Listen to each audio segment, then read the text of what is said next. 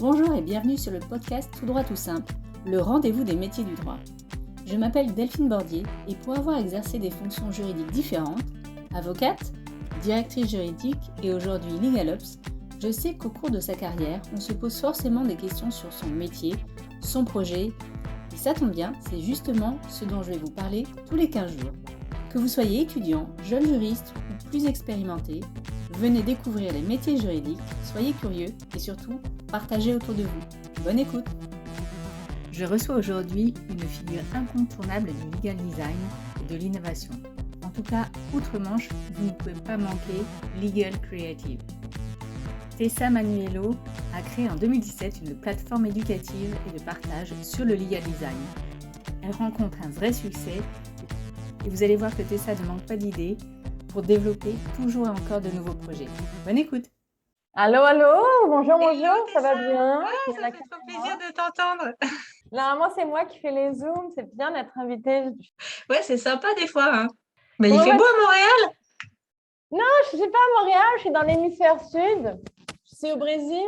Tu sais, mais moi, je suis née en France à la base. Je suis née dans le sud, T'es d'où? à Menton, à côté de Nice. Ah bah effectivement. Tu connais? C'est pour ça que tu voulais retourner dans le sud, un peu plus dans Ouais. le soleil. DUG de 2 ans, je l'ai fait à Nice. Ensuite, j'ai fait la licence. J'ai fait un échange Erasmus, je suis partie en Angleterre. Ouais. Ensuite, quand je suis retournée en France, je suis allée à Aix pendant 1 an. Après ça, je suis allée en Afrique du Sud. J'ai fait un échange Aix avec une université qui était partenaire en Afrique du Sud. Je fais 1 an là-bas. Et ensuite, je suis allée à Paris pendant faire mon DESS. J'ai travaillé à la Chambre de commerce internationale. Et ensuite, j'ai décidé de quitter la France, démissionner, partir au Canada pour faire quelque chose pour découvrir mon côté entrepreneur, pour surfer sur la vague d'Amérique du Nord, le dynamisme de l'Amérique du Nord. Et je suis restée 10 ans à Montréal. J'ai travaillé en éducation, j'ai repris toutes mes études de droit puisqu'il faut que tu recommences quasiment de zéro, quasiment. Et donc, moi, j'avais déjà cette idée de la créativité que j'ai découvert au Canada. Et donc, j'ai pris cette opportunité-là de retourner à la maîtrise et faire une recherche sur le thème de la créativité pour vraiment donner ancrage à toute la recherche que j'étais en train de faire et toute l'expérimentation que j'étais en train de faire. Et ensuite, j'ai créé Legal Creatives en 2017 pour partager ces connaissances dans un format numérique, international, avec cette philosophie de collaboration, de communauté, de partage, groupe de pratique. Là où c'est très fort Legal Creative, c'est que c'est une communauté, mais c'est une communauté que tu as réussi à faire internationale. Et ça, c'est super dur, parce qu'en général, on a une communauté dans son pays. C'est quand même plus facile. Mais là, le tour de force, c'est la tienne, elle est internationale. Donc ça, c'est quand même assez génial. C'est dans mon ADN. Moi,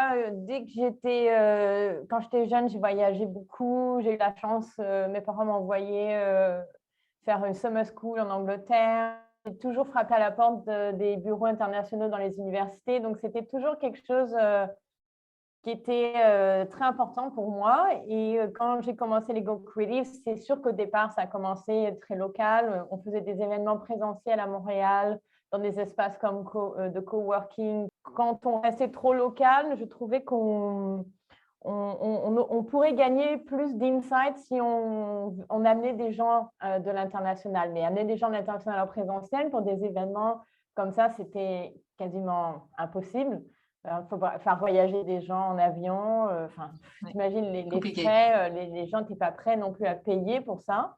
Donc l'idée de commencer en ligne avec des événements internationaux, où on a fait plusieurs événements au démarrage.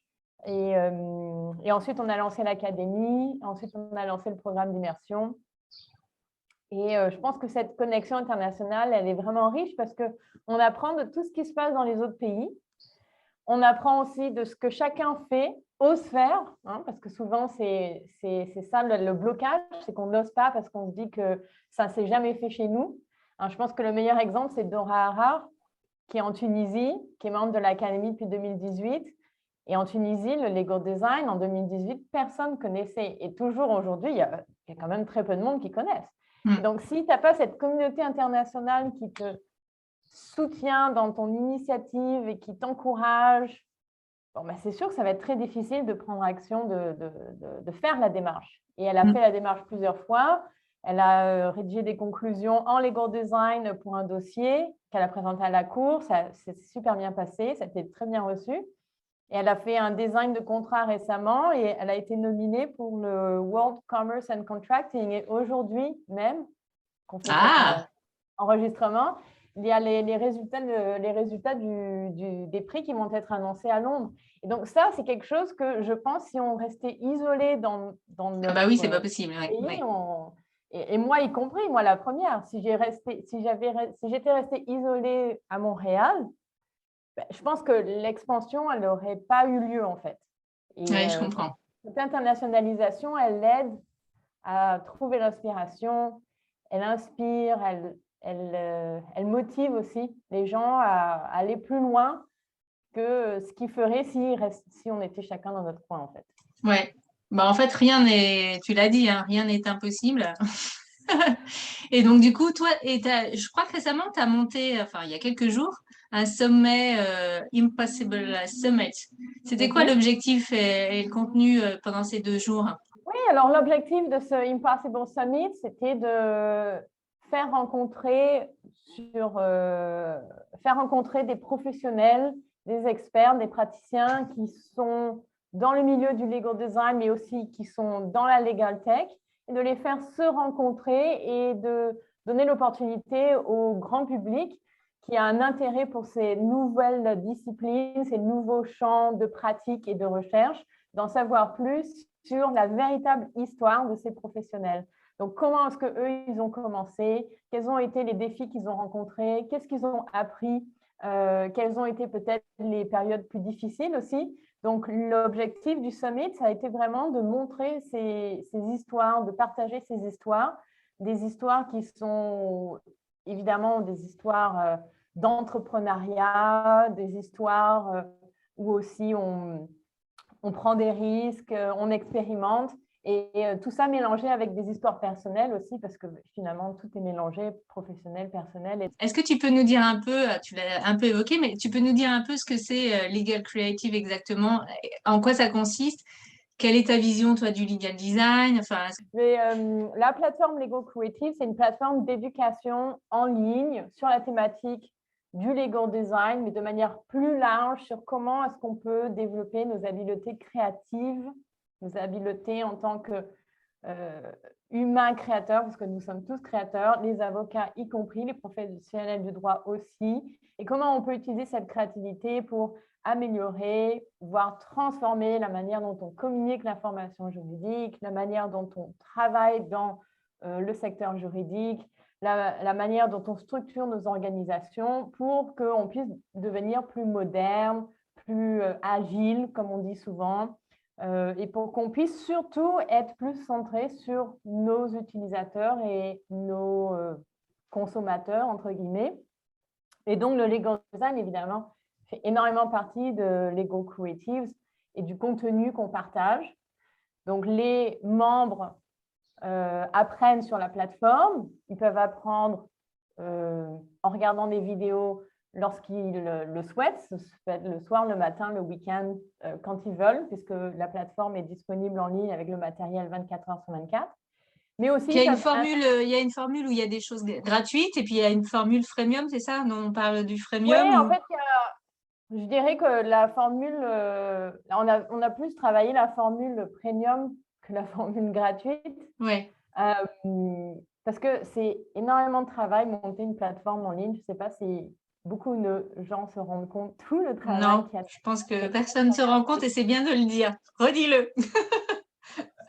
C'est incroyable tout le travail qu'il y a derrière. Donc, le freemium, pour l'instant, il est plus via le podcast Legal Creatives, où moi, j'ai quand même partagé beaucoup d'insights, c'était comme une plateforme éducative, le podcast. C'est toute une série où c'est juste moi qui parle et qui fait des sortes d'enseignements sur le podcast. Ensuite, on a invité aussi d'autres personnes parce que, bon, parler tout seul pendant des heures, c'est pas toujours facile. Donc, on a eu aussi des invités. Mais la formule, c'est un abonnement mensuel ou un abonnement annuel avec réduction pour accéder à tout le contenu. Ou sinon, la formule immersion, 4 demi-journées intensives où on passe à travers toute la méthodologie de A à Z avec les outils, les techniques, les métriques, les KPI, et on pratique énormément ensemble. Donc ça, c'est l'avantage de l'immersion, c'est que on book nos 4 demi-journées et les gens viennent de partout dans le monde. La dernière formation immersion, on avait plus de 15 pays représentés de tous les continents. Et on est là pendant 4 demi-journées et on pratique et on interagit et on partage. Et c'est vraiment fantastique le fait de se rencontrer encore une fois. Je pense que l'idée de la rencontre, c'est vraiment important sur la plateforme. Ce n'est pas juste de donner du contenu et d'espérer que les gens vont retenir quelque chose et peut-être un jour appliquer ce qu'ils ont appris. C'est vraiment de mettre les gens en action pour qu'à travers l'interaction avec le contenu et les autres membres de la communauté, les gens puissent vraiment acquérir une meilleure compréhension de la méthode en pratiquant la méthodologie, en interagissant avec les autres, en partageant leurs insights. On a même ouvert cette année un laboratoire où les membres qui souhaitent tester leurs documents juridiques ou tester leur nouveau workflow peuvent venir préparer leurs tests utilisateurs. Donc, on discute les questions, on discute les formulaires. Donc, c'est très interactif, l'approche. Voilà. Ce n'est pas une approche où bon, bien sûr, si les gens veulent juste tester et être passifs, écouter et voir les vidéos quand ils veulent, c'est possible aussi. Mais je pense que la valeur ajoutée, elle est vraiment dans cette interaction et dans cette connexion avec les autres et avec la matière. Et donc, tu t'adresses essentiellement, enfin, peut-être pas d'ailleurs, mais aux juristes, on est d'accord, à tout type de juristes. Ou ta communauté, elle est plus large que ça encore? Tout type de juristes. On a eu quelques étudiants en droit qui étaient vraiment intéressés et motivés par la matière.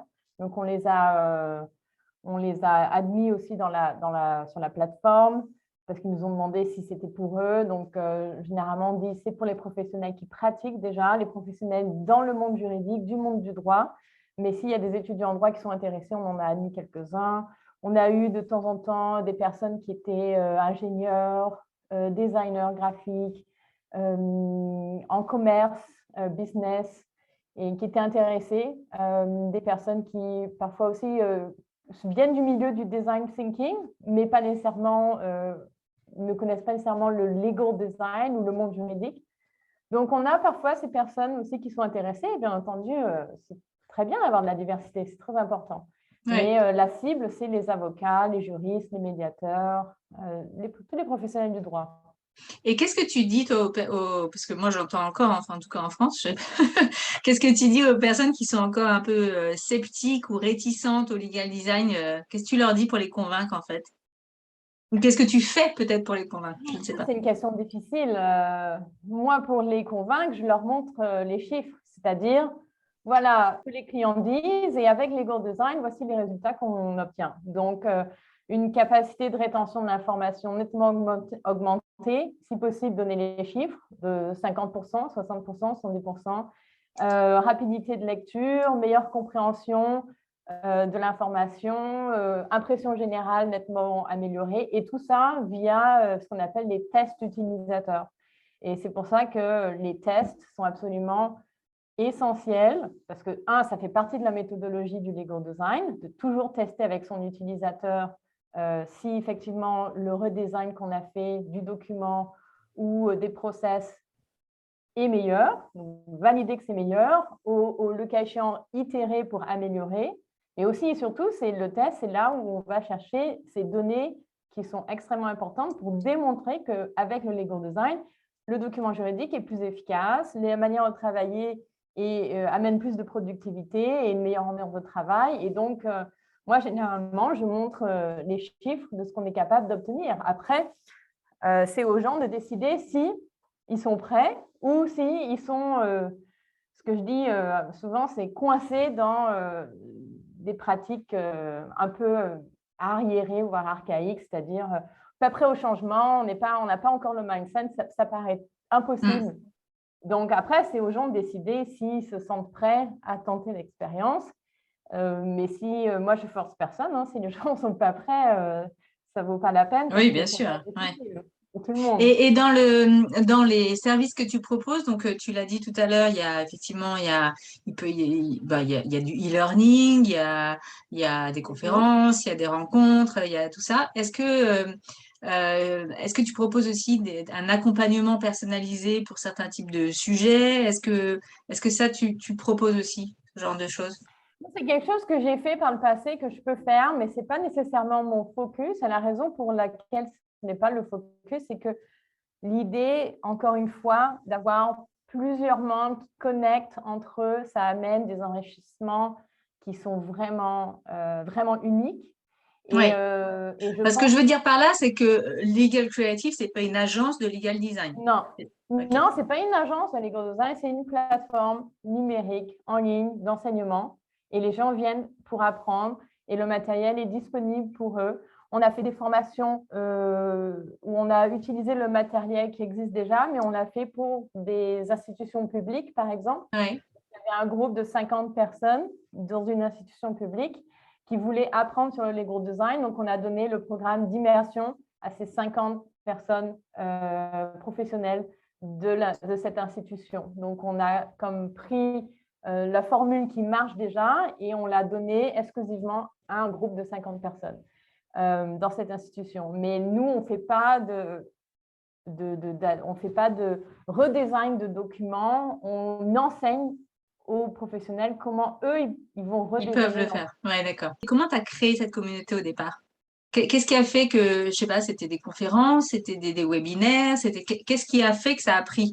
Qu'est-ce qui a fait que ça a pris? Bon, écoute, je pense que ça a été plusieurs facteurs qui ont fait que ça a pris, la sauce a prise. Déjà, je pense qu'avant de faire legal design, avant de faire legal creative, j'avais tenté plusieurs autres expériences qui n'ont pas fonctionné. Donc ça, je pense que c'est l'expérience de l'entrepreneuriat, qu'on ne va pas nécessairement faire notre premier projet, ça va fonctionner du tonnerre.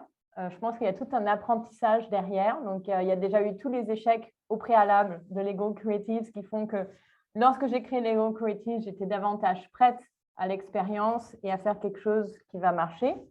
Ensuite, je pense que les raisons du succès, ça a été peut-être 2017. J'avoue que 2017, c'était quand j'ai créé Legal Creative, c'était encore vraiment tôt. Et je pense qu'aujourd'hui, on est encore vraiment au début du legal design. Donc, je pense qu'on n'est pas encore, c'est pas encore mainstream, le legal design. Donc, on est toujours un peu à l'avance. Là, je dis là, je dis toutes les professionnels qui sont dans ce milieu-là. Mais on en parle quand même plus et c'est mieux compris aujourd'hui. Enfin, qu'il y a Voilà, 2 ans, par exemple. Moi, je le vois en France, en tout cas. Hein. Ouais. Exactement.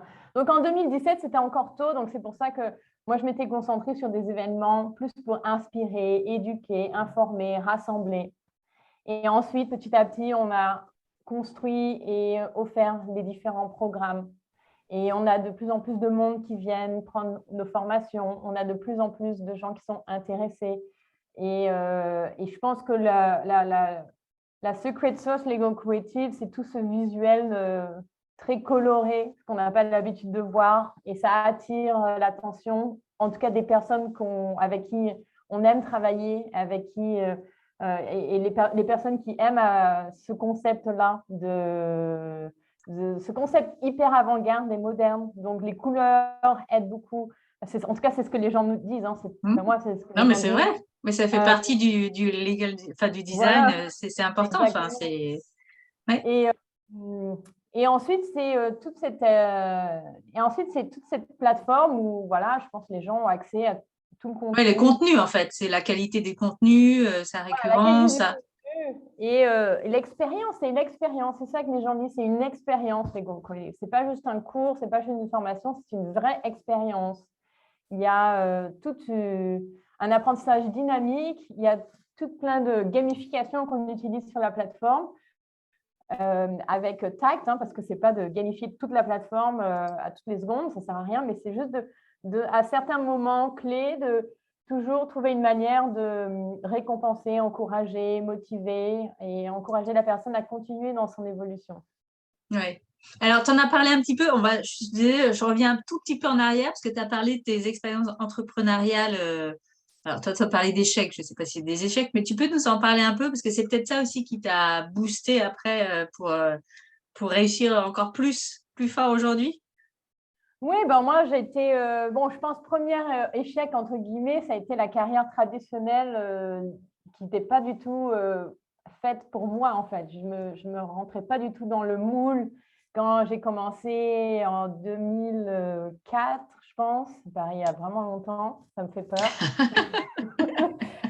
Quand j'ai commencé en 2004, 2005, 2006, bref, j'ai tenté de me convaincre que c'était le bon chemin pour moi. Donc la là, tu carrière. étais juriste en entreprise Oui, ou j'étais juriste. J'avais été offerte un poste à la Chambre de commerce internationale en arbitrage parce qu'à l'époque, j'avais participé à un concours d'arbitrage, le Willem Sevis Moot Court à Vienne. Et à l'époque, c'était très peu connu, ce moot court. Il y avait très peu de personnes qui connaissaient l'arbitrage. Et vu que j'avais participé à ce défi international, je ne sais pas, un concours de circonstances, je pense que j'avais appliqué pour un stage. Et je pense que j'avais même oublié que j'avais appliqué. Et un an plus tard, ils m'ont écrit, vous êtes accepté pour un stage. Et donc, j'ai accepté le stage. Et ensuite, ils avaient besoin de ressources supplémentaires temps plein. Donc, finalement, ça s'est converti en un emploi temps CDI, plein. quoi, ouais. CDI, voilà, je suis restée là quelques années. Et comme j'ai mentionné, je trouvais que que l'arbitrage, on dit que c'est un nouveau mode de règlement des différends. Bon, enfin, ce n'est pas vraiment nouveau parce que ça existe depuis des siècles et des siècles, mais c'est plus adapté à l'ère moderne. C'est plus adapté Oui, c'est alternatif en tout cas. Ouais. Voilà, mais je trouve que ça reste quand même très compliqué, ça reste quand même très, très long, ça coûte très cher. Et finalement, l'accès à la justice, est-ce qu'il est vraiment mieux? Est-ce qu'il est vraiment plus rapide? Est-ce qu'il est vraiment plus accessible? Et moi, qui étais dans cet environnement, j'ai trouvé que ça manquait peut-être d'outils technologiques plus avancés. Moi, je me rappelle, les outils qu'on avait étaient quand même relativement, à l'époque, hein, c'était il y a longtemps maintenant. Je pense que ça a dû changer, mais à l'époque, il n'y avait pas vraiment de technologie. Puis, moi, je suis née dans cette génération, entre la génération Y et les milléniums. Bref, je suis vraiment là, à l'intersection. Donc, moi, j'ai eu cette connexion avec la machine, l'ordinateur. À l'époque, c'était l'Internet super lent, mais quand même, j'avais Internet, j'étais connectée. Je voyais qu'il y avait des outils qui étaient disponibles. Et dans le milieu du travail, je trouvais que c'était quand même relativement ancien, les approches, et très redondant, très administratif. Et je ne me réalisais pas là-dedans. En fait, je me trouvais pas. C'est pour ça que je suis partie au Canada pour vivre l'expérience de l'Amérique du Nord. Au Canada, j'ai fait des choses complètement différentes. J'ai travaillé en éducation, j'ai repris des études de droit, j'ai découvert que je pouvais être médiatrice. Au Canada, la médiation, c'est quand même très important. Il y a toute une historique de la médiation, du règlement des conflits par le dialogue. Je me suis spécialisée dans la médiation. J'ai tenté de travailler comme médiatrice à mon compte, mais j'ai trouvé ça très difficile de démarrer une pratique de médiation. Il faut que tu sois impartial. Donc, si c'est tes amis qui t'appellent pour faire la médiation, ça ne marche pas. Non, il faut être neutre, impartial, ne pas connaître les parties, enfin bon, indépendant. Voilà, donc, du coup, tous mes amis me disaient, tu vas être médiatrice. Ben non, ça ne marche pas parce que je ne suis pas impartiale. Donc, du coup, je dis, comment je vais développer une clientèle? Alors, comment ça va marcher? À l'époque, je n'étais pas sur les réseaux sociaux.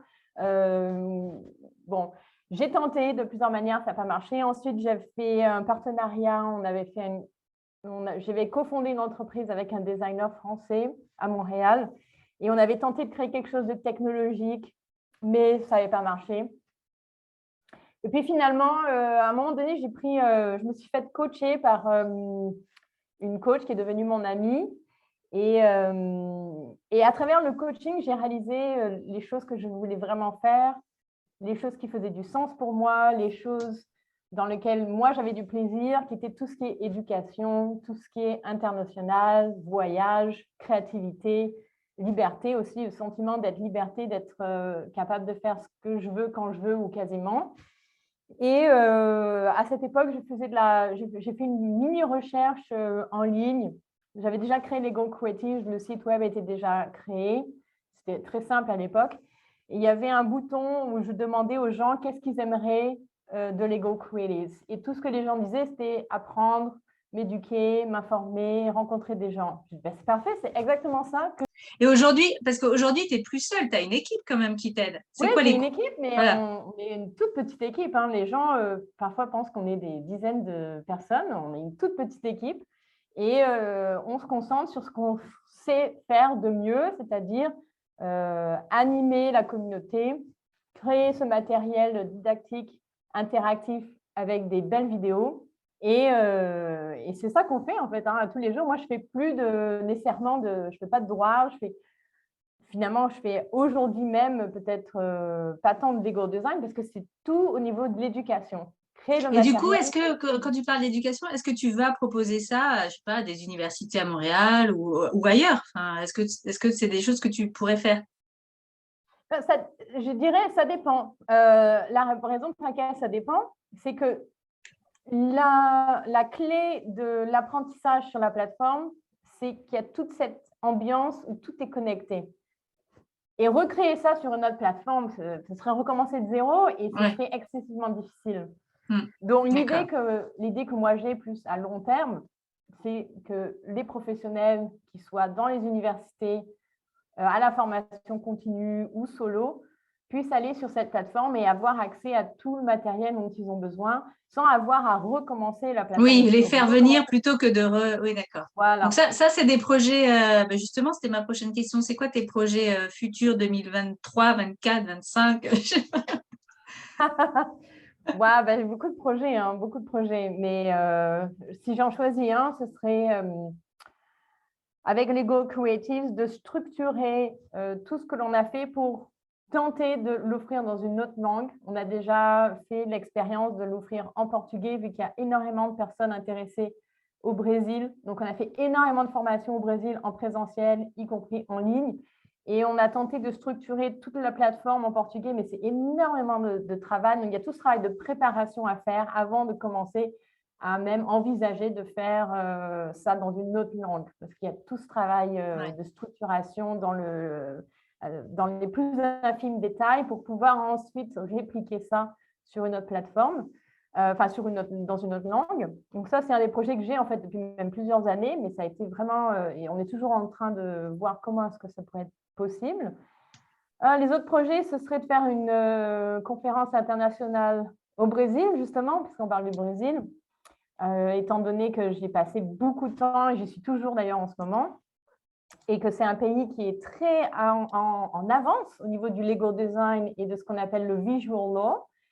Et il y a énormément d'initiatives, c'est hyper enrichissant et ce serait vraiment chouette de pouvoir faire une rencontre concrétiser ça, quoi. Ouais. Voilà, et d'amener des gens qui sont d'Europe ou d'ailleurs à Rio de Janeiro, faire un événement en 2023 à Rio de Janeiro. Ça, ce serait vraiment chouette pour avoir une expérience présentielle, parce que c'est quand même bien se rencontrer aussi. Oui, c'est quand même sympa. Ouais. Est-ce que tu as des conseils, alors on va dire 3, mais tu peux en citer plus, pour tous ceux qui veulent se lancer dans le legal design? C'est quoi tes conseils? Bon, pour se lancer dans le legal design, je pense que la première chose à faire, c'est déjà, d'apprendre la méthodologie, parce que si on veut vraiment faire du legal design, il faut apprendre les rudiments, les techniques. Première chose vraiment importante. La deuxième chose, ce serait de monter son propre portfolio en legal design pour pouvoir montrer qu'est-ce qu'on est capable de faire, pour démontrer ses habiletés. Et la troisième chose, ce serait de connecter avec des gens qui déjà font du legal design, des mentors, pour pouvoir obtenir des conseils. Il faut être connecté avec les gens qui font ce qu'on a envie de faire. Il faut apprendre, il faut pratiquer, il faut expérimenter. Après, évidemment, il faut aussi tenter de mettre ça en pratique dans son son organisation. Donc, évidemment, je reviens sur les tests utilisateurs, c'est-à-dire parler avec ses clients, mais pas de matière juridique, mais plus de l'expérience qu'eux, ils font de nos services pour savoir est-ce que c'était clair, est-ce que c'était long, est-ce que c'était bien, est-ce que c'était vraiment boring. Ennuyeux. Demander le retour d'expérience, c'est essentiel en fait. Ouais. Et c'est comme ça que Lego Creatives on a trouvé la niche. Ça a été en demandant sur le site internet avec ce gros bouton en haut, cliquez ici et les gens nous disaient ce qu'ils voulaient. Bon, quand les gens disent ce qu'ils veulent, il faut toujours vérifier si c'est effectivement vrai, parce que ce que l'on dit, ce que l'on fait, c'est toujours très différent. Hein, moi, je dis souvent, je veux aller me remettre en forme. Est-ce que je vais me remettre en forme, au gym? Non. Donc, voilà. Donc, entre ce qu'on dit et ce qu'on fait, il y a toujours une différence et qu'il faut toujours valider, mais parler avec son client, comprendre comment lui ou elle fait l'expérience de nos services, de travailler avec nous, de la documentation qu'il reçoit. C'est essentiel pour le legal design, c'est essentiel. On ne va pas être créatif sur des nuages, il faut vraiment déjà commencer à comprendre la perspective de notre utilisateur pour ensuite créer. Et pour créer, il faut apprendre la méthode, il faut la mettre en pratique. C'est pour ça qu'il faut un portfolio, parce que si on dit à notre client, on va faire du legal design, c'est quoi le legal design? Lui ou elle Oui, il a besoin de voir ce que c'est. Oui. Donc, il faut montrer les résultats pour montrer que ça marche, pour justement avoir la confiance et pour ensuite faire le projet en legal design avec eux. Et alors, qu'est-ce qu'on peut te souhaiter, Tessa, pour la suite là? Qu'est-ce qu'on peut me souhaiter? Je ne sais pas. La continuation, une bonne continuation. On peut me souhaiter se développer. Tu as envie de développer ton équipe? Tu as envie ou au contraire rester… Bon, écoute, moi pour l'instant, je trouve que c'est bien qu'on soit une petite équipe parce que ça permet d'être beaucoup plus réactif, d'être beaucoup plus agile, de s'adapter beaucoup plus rapidement. Je pense de continuer sur cette lancée. J'ai des projets aussi en dehors de Lego Creatives, notamment avec tout ce qui est le métaverse, Web3, aussi tout ce qui est environnement. Donc, ça c'est pas les idées qui manquent. Le problème, c'est le temps. C'est l'exécution. Web3, moi, ce n'est pas nécessairement mon domaine. Donc, j'apprends, je découvre. Et ça, ce serait vraiment chouette d'avoir ce projet. Une application, une solution concrète qui aurait été développée par toute cette émulation du legal design. Donc, ce ne serait plus du legal design, mais ce serait par l'application du legal design, on trouve une solution qui peut aider de manière pratique, concrète, la protection de l'environnement avec l'utilisation des technologies. Donc, il n'y a plus vraiment, une fois que le projet existe, après, c'est un autre projet qui démarre, il n'y a plus vraiment de legal design, mais la philosophie du legal design étant comprendre les besoins des utilisateurs, comprendre les vrais problèmes, trouver des solutions créatives et tester ces solutions-là. Bon, tout le processus de legal design amène à la création d'une solution qui, après, la solution, elle peut être complètement différente. C'est comme ça aussi qu'on crée les outils technologiques de legal tech. Bon, en tout cas, moi, je te souhaite le meilleur pour tous tes projets. Et puis, donc, la meilleure manière pour vous de me contacter, c'est sur LinkedIn, Tessa Manuelo. Vous pouvez me trouver dans la communauté de Lego Creatives. On a une communauté, d'ailleurs, la communauté ouverte à tout le monde. Quand je dis la communauté, on a vraiment un hub où, d'ailleurs, je pense que Delphine, tu es dans le hub. Oui, aussi. Je suis dans le hub. Et d'ailleurs, j'ai été contactée par quelques-uns, c'était sympa. Ah bon, super. Donc, on a cette communauté et là, vous pouvez accéder en freemium. D'ailleurs, sur cette communauté, vous pouvez commencer à interagir avec des centaines de professionnels du droit qui sont partout dans le monde. Il y a un espace membre qui est ouvert à tous. Donc, ça, c'est à legalcreatives.com et vous allez sur communauté et vous pouvez créer un compte.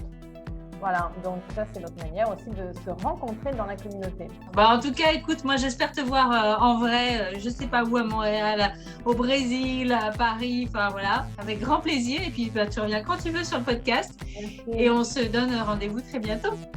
Oui, avec grand plaisir. Je vous donne rendez-vous dans 2 semaines. D'ici là, abonnez-vous au podcast pour ne rien manquer. Et si vous souhaitez partager votre expérience ou votre métier, contactez-moi sur le site Tout droit tout simple.